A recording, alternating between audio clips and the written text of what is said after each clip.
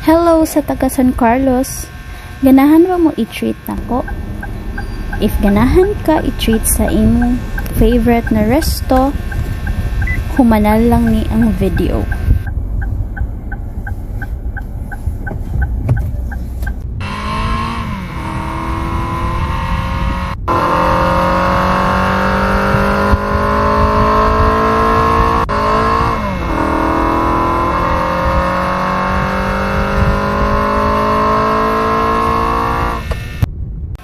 After 2 hours, finally, naanami sa Toledo.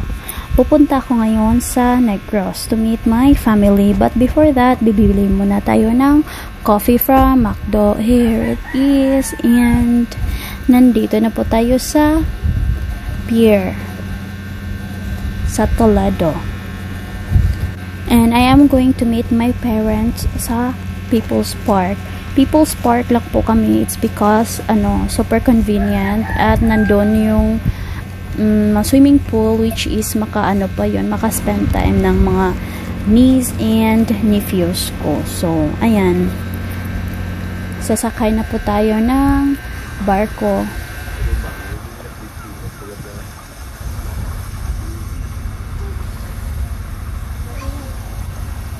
And after 45 minutes, may makikita ka na talagang mga views from the mountains. At ayan, 30 minutes away na po kami sa Toledo. At yung makikita nyong white, yung color white is dyan po yung People's Park.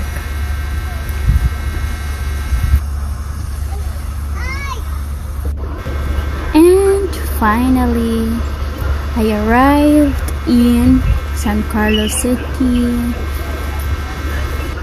From Toledo to San Carlos, it takes 1.5 hour po yung ship if mag-light ferry ka, and if mag-fast cat naman is just 50 minutes, I think, if I am not mistaken. And ayan, lalabas na po kami sa sa ship. Pagkatapos ito, mag-ride ako ng tricycle kasi ako lang pupunta ng People's Park. So ayan, mag-tricycle lang po ako to meet my family.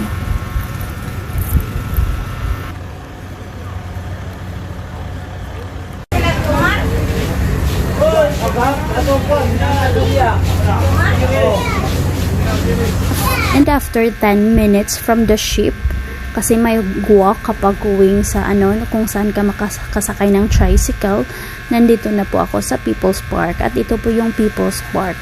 Their entrance fee is 10 pesos and their pool entrance is 100 pesos for adult and 20 pesos for kids. At meron din silang infinity pool na ang view is ang dagat. Hindi ako nakapasok doon kasi wala na po talaga akong oras. Wala na po akong time kasi imi-meet ko yung family ko dito sa People's Park. Dito kami kakain. At yung nephews ko for sure maliligo din yon.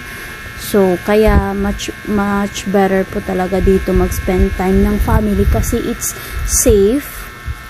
May nagbabantay at super lucky po ng lugar. And not only that, may mga playground din sila for the kids. And yun nga lang, hindi ko na tour ang the other side for the reason na wala na po akong time. Kasi ibabalik ako ng Cebu at 3:30 or 5 p.m. Kailangan ako makasakay para makauwi ako ng Cebu. Kaya ayan lang po muna yung video ko. Don't worry at babalik naman ako dito soon. Maybe after 2 weeks.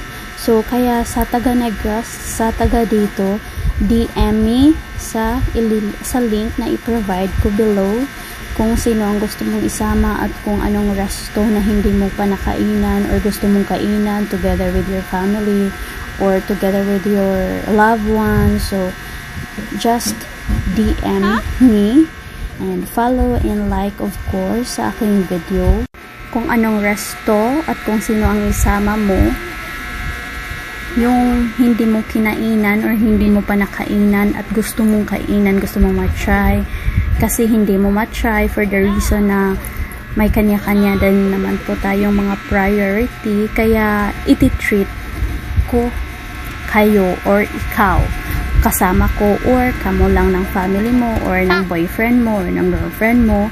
At ayan po yung parents ko at yung nephews ko, naglalaro po sila sa ulan pagkatapos mag-swimming. At kami naman nandito kami sa tricycle. Thank you so much kuya, may-ari ng tricycle, kasi pernada mo ito na safe kami sa sa ulan. And after, babalik na po ako ng Cebu. And next ako mag-visit after Negros is Cagayan de Oro. So sa Cagayan de Oro, yeah, you can comment down and follow me sa aking mga videos at DM me sa kung anong resto or sino ang gusto mong isama pagkakain ka dyan. Ayan, matutulog na po ako dito sa antayan. Naka-tourist pa talaga tayo kahit wala tayong pera, no? Okay lang yan. Ang importante is makapag-relax, and I am super tired po talaga sa biyahe. Thank you for watching and see you again.